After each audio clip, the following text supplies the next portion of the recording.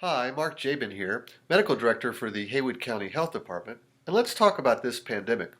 We are now well into our dance. It's been a month or more since Memorial Day and the significant reopening steps, and there's been a significant increase in cases around us, even though here in Haywood County things seem settled a bit for now. I thought it'd be a good time to review the concept of a viral load, as this underpins the choice of actions you can take to lessen your risk and the risk to others around you. So no doubt there is virus in the county.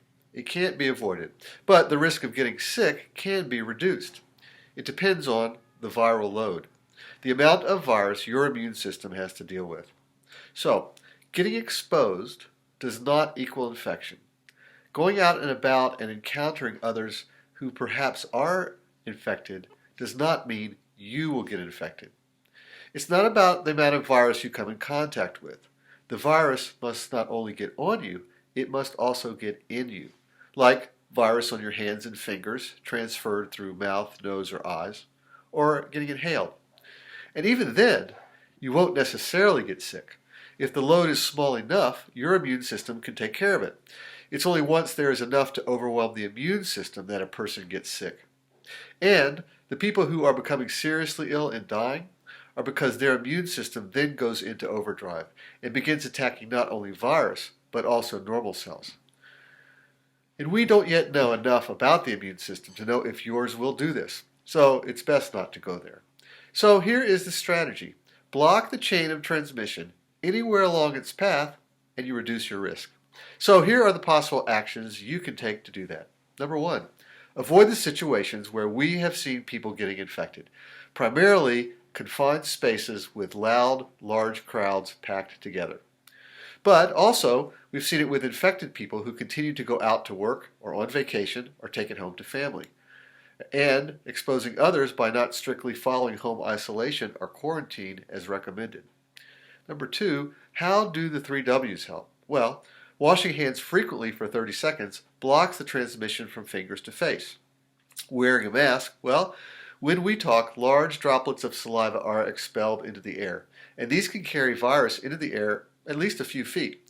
And this can all be happening a day or two before a person has any symptoms. There's just no way for you to know.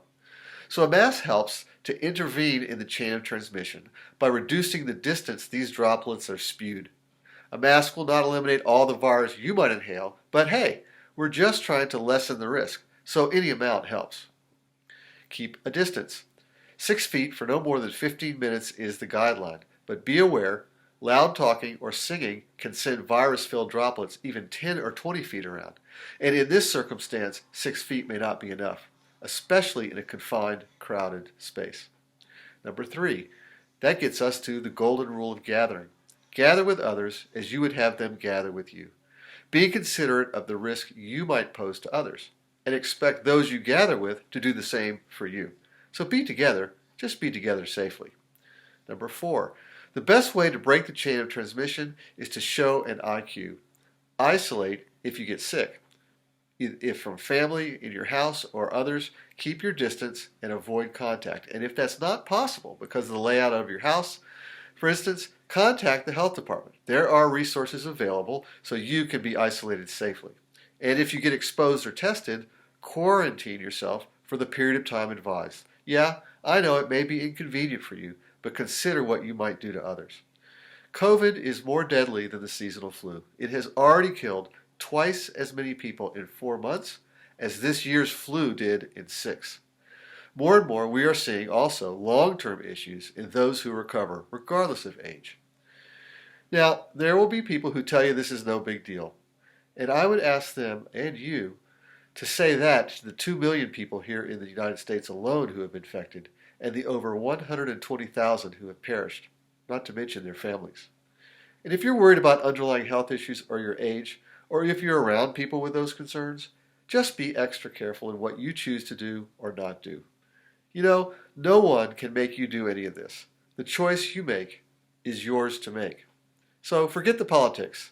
Think it through yourself. Be well and be careful, especially right now.